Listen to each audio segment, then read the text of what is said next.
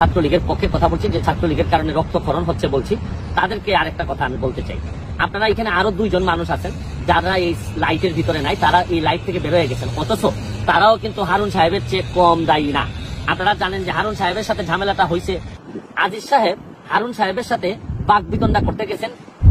বিদেশে এসেও যে খুব বেশি এইসব চিন্তায় যে শান্তি দেয় তা না, কিছু অশান্তি নিয়ে মনে হয় বাকি জীবন পর্যন্ত, একেবারে কবর পর্যন্ত এরকম অশান্তি নিয়ে যেতে হবে। এবার ব্যারিস্টার সুমন আমেরিকা থেকে ডিবি হারুন সাহেবকে নিয়ে এসব কি তথ্য দিলেন।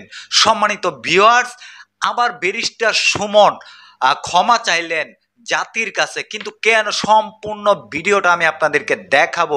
আপনারা জানেন ব্যারিস্টার সুমন শেখ হাসিনা পদত্যাগের পরে কিন্তু তিনি দেশ ছাড়লেন বাধ্য হয়ে, কিন্তু সেখান থেকেও তিনি বিভিন্নভাবে আপনার অনেক কথাই বলে যাচ্ছে দেশের মানুষজনকে নিয়ে। এবার ডিবি হারুনকে নিয়ে যে তথ্যটা দিয়েছে, যা শুনলে আপনারা অবাক হবেন। আমি সম্পূর্ণ ভিডিওটা দেখাচ্ছি, অবশ্যই ধৈর্য সহকারে ভিডিওটা দেখতে হবে। চলে না দেরি না করে সম্পূর্ণ ব্যারিস্টার সুমনের কথাগুলো শুনে আসি। তখন উনি কি করলেন, উনি মহামান্য রাষ্ট্রপতির সহকারী একান্ত সচিব হয়েও তার মনে হয়েছে যে ছাত্রলীগের কিছু নেতাদেরকে নিয়ে যেতে হবে ওনার শক্তি বাড়ানোর জন্য।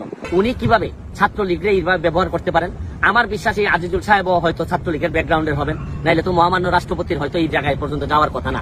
কিন্তু উনার কি একবারও বুক কাঁপলো না যে আমি কিভাবে ছাত্রলীগের এই দুধ বাট পলা ছেলেদেরকে, যারা জীবনে এই মাত্র শুরু করছে, তাদেরকে কিভাবে আমি নিয়ে যাই এই ছাত্রলীগকে কি এইটা ব্যবহার করার জন্য, যে আপনি কোনো ধরনের ঝামেলা হইলে ছাত্রলীগকে নিয়ে যাবেন। এখন যারা সফল তারাই যদি ছাত্রলীগকে যদি এইভাবে ব্যবহার করতে চান, তাহলে ছাত্রলীগকে বাঁচানো তো দূরের কথা, প্রতি সপ্তাহে সপ্তাহে রক্তকরণ হবে। আর আমি ছাত্রলীগের বাইদের উদ্দেশ্যে একটা কথা বলতে চাই। দেখেন, একটা জিনিস খেয়াল করে দেখেন, আজকে সাসপেন্ড করা হয়েছে হচ্ছে গিয়ে আপনার হারুন সাহেবকে সাসপেন্ড করা হয়েছে।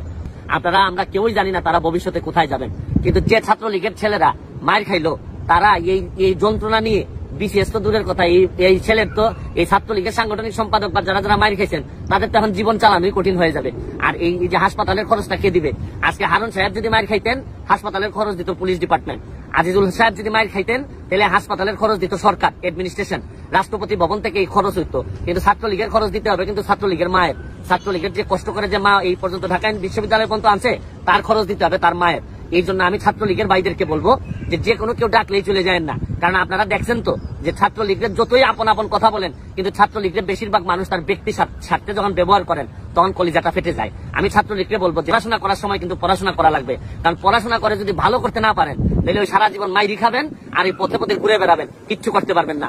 আমি শুধু আমরা হারুন সাহেবের বিচার যা হওয়ার তো যতটুকু হয়েছে এটার জন্য ধন্যবাদ জানিয়ে, তারা পুলিশ ডিপার্টমেন্টে থেকে যে ধরনের বিব্রতকর অবস্থায় পুলিশকে ফেলছেন, যে ধরনের বিব্রতকর অবস্থায় সরকারকে ফেলছেন, পুরাপুরি একটা ইনকোয়ারি হয়ে সবার সামনে আসা উচিত এবং ভবিষ্যতে যেন এই ধরনের ঘটনা কেউ ঘটাইতে না পারে, ছাত্রলীগকে যেন ব্যবহার করতে না পারে।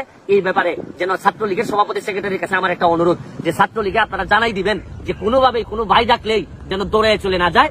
আপনারা কোনো বিচারে থাকতে পারেন, সালিশে থাকতে পারেন, যেখানে অন্যান্য নেতৃবৃন্দ থাকেন, কিন্তু অমুক ভাই বললেই দৌড় দিয়ে বারডেমে চলে যেতে হবে, দৌড় দিয়ে এইসব জায়গায় যেতে হবে। আমি ছাত্রলীগের সভাপতি সেক্রেটারির কাছে বলবো এই বিষয়টা আপনারা যেন সামনে নিয়ে আসেন, ছাত্রলীগের যেন এটা জানান দেন যে ছাত্রলীগ যে কোনো কাজে ব্যবহার করা যাবে না। আমার জীবনে অনেকগুলা ভুল সিদ্ধান্ত, ভুল কাজ আছে আমার জীবনে, আমি মানুষ হিসেবে অনেক ভুল করছি। শুরু করিতেছি মহান আল্লাহর নামে, যিনি পরম করুণাময় এবং অত্যন্ত দয়ালু। নিউ ইয়র্কে এসে পৌঁছাইছি, এখন নিজের ভাগনার গাড়িতে করে আমাকে আমার বোনের বাসা থেকে নিয়ে যাচ্ছে আমার মা যে বাসায় থাকেন এই বাসায়। তো থাকতে থাকতে অনেকগুলা মেসেজ পেয়েছি বাংলাদেশ থেকে, যদিও এটা নিয়ে খুবই আমি চিন্তিত ছিলাম বা কথা বলা দরকার আমি ভাবতেছিলাম, বিভিন্ন কথাবার্তা হয়। এটা আসলে আমি আপনাদের কাছে আল্লাহর হস্তে চাই যে এটা বন্ধ করতে হবে। এটা যদি বন্ধ না করেন, অনেক মানুষের অনেক নির্যাতন হয়, অনেক কষ্ট হয়, এইসব যন্ত্রণা আপনাদেরও, আমি প্রায় হয়তো এইভাবে যন্ত্রণা আপনাদেরকে দিতে হবে, আপনাদেরও নিতে হবে, আর আপনাদের যন্ত্রণাও আমি নিব। ভালো থাকবেন, সুস্থ থাকবেন। সম্মানিত ভিউয়ার্স, যে ব্যারিস্টার সুমনের কথাগুলো শুনলেন, কথাগুলো কতটুকু ভালো লেগেছে অবশ্যই আপনাদের মূল্যবান মন্তব্য কমেন্ট বক্সে কমেন্ট করে জানাবেন। সবাই ভালো থাকবেন, সুস্থ থাকবেন। পরবর্তী আপডেট নিয়ে আমি আপনাদের মাঝে হাজির হব। আসসালামু আলাইকুম।